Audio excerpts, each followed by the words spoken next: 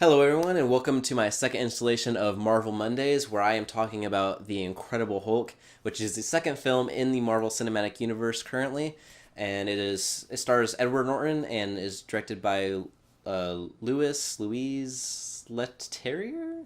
I don't know how to say it exactly. So, The Incredible Hulk was released in 2008, and I don't think that I've seen it since then. So, in preparation for this review, I actually went back to rewatch it because there was a lot of elements of the storyline that I didn't quite remember, and I felt that it was important to touch up on it and refresh myself. I wasn't really sure what to expect, and I gotta say that I was actually pleasantly surprised. So I want to address the elephant in the room here. The main actor in this movie is Edward Norton, and if you guys know the Marvel Cinematic Universe currently, it is Mark Ruffalo that is playing the Incredible Hulk. And Edward Norton's Hulk and Mark Ruffalo's Hulk is the same Hulk, technically, in the same universe, but they did have to recast. Like I said, there was a lot of behind-the-scenes stuff that if you guys really want to know more about, you guys can, probably Google. I gotta say that I did really enjoy Edward Norton's portrayal of Bruce Banner, yet I still like Mark Ruffalo better. I did like Edward Norton's version of Bruce Banner, but I do actually prefer Mark Ruffalo's Bruce Banner to Edward Norton's. Now, I thought this movie was enjoyable enough, but there was a big disconnect that I felt throughout this movie,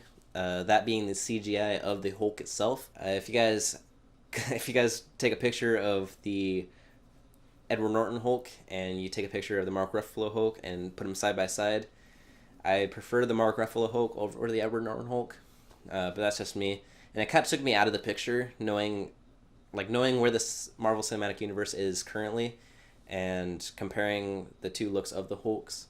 It just kind of threw me out of the movie just a little bit. But that's one of my major gripes with the film. I actually thought it was a well put together movie. I liked how in the beginning of the film that it didn't focus too much on the Bruce Banner origin story or the Hulk origin story. I feel like everybody knows it, so they didn't need necessarily to spend a lot of time investing in that origin, to move the plot along. They kind of just give like a quick little montage and then moved on with everything that they got going on from there. Now, this movie does introduce a lot of iconic characters that are from the Marvel comics, including obviously Bruce Banner, because he's the Hulk. It introduces Thunderbolt Ross, or General Thunderbolt Ross. He's a big player in the comics, and he becomes kind of a large player where we are currently in the cinematic universe as of Doctor Strange. And it introduces us to Betty Ross, as well as, I don't know his actual name, but he becomes the Abomination. Now, I thought the acting in this movie was fine for what it was. Now, my only real gripe with any of the characters that I just listed was the Abomination before he actually became the Abomination, which he was his human form, the same as Bruce Banner is, for like 90% of the movie. And I felt that his human form of his character was very one note, and that the whole transition from him becoming he was a super human, like kind of in the same vein of like a Captain America. He was like a super soldier, is what I was trying to say. His transition from a super soldier kind of into Abomination seemed really rushed. It took like 30 seconds. You didn't really see I didn't personally see it coming. Maybe somebody else did, but it just seemed kind of rushed, and his character was very one note.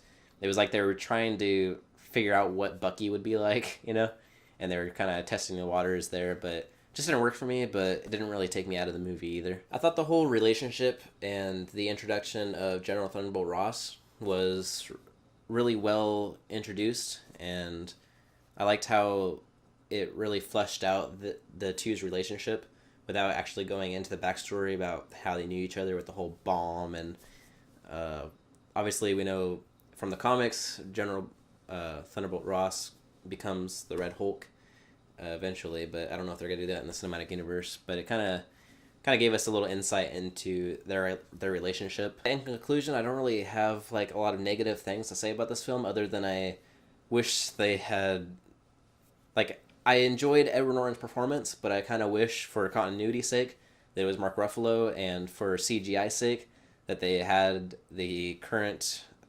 incarnation of the Hulk instead of the Edward Norton Hulk, because it kind of looks more like Mark Ruffalo. and it looks more savage, and it's just kind of what I prefer. But really, that's my only gripe about this movie. And yeah, I'm just gonna go into the rating here. Keep it short and sweet. I'm gonna give this movie a B.